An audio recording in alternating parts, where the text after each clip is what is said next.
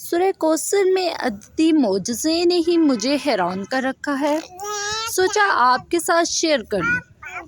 سورۃ الکوثر قرآن کی سب سے چھوٹی سورت ہے اور اس سورت کے جملے 10 الفاظ ہیں۔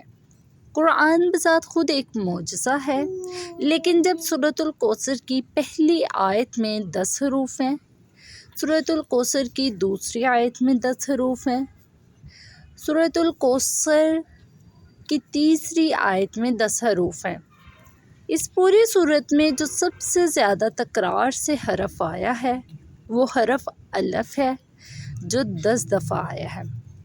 وہ حروف جو اس سورت میں صرف ایک دفعہ آئے ہیں ان کی تعداد 10 ہے۔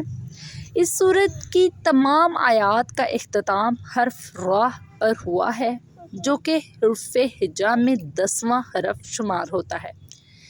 قرآن مجید کی وہ صورتیں جو حرف را پر اختتام پذیر ہو رہی ہیں ان کی تعداد 10 ہے، جن میں سورۃ کوثر سب سے آخری سورت ہے۔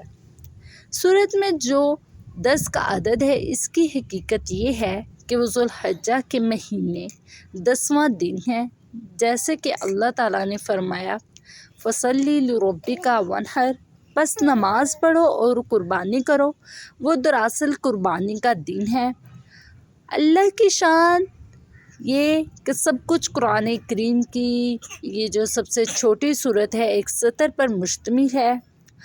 آپ کا کیا خیال ہے بڑی سورتوں کے متعلق؟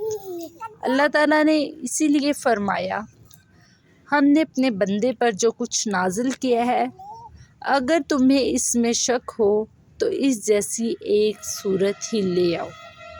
اللہ تعالیٰ مجھے اور آپ کو حوض کوثر سے ایسا مبارک پانی پلائے جس کے بعد ہمیں کبھی پیاس نہ لگے، آمین۔ جزاک اللہ۔